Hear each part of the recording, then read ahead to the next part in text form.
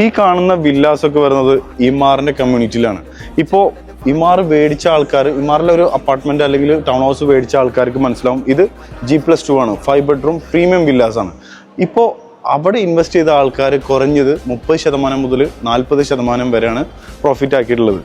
ഇനിയിപ്പോൾ നിങ്ങളൊരു 2023 നോക്കുകയാണെന്നുണ്ടെങ്കിൽ ഒരു കമ്മ്യൂണിറ്റി ദി ഒയാസിസ്, അവിടെ ഏകദേശം 4.1 ബില്യനാണ് സെൽ ചെയ്തത്, അതും പ്രീമിയം ആയിട്ടുള്ള വില്ലാസ്.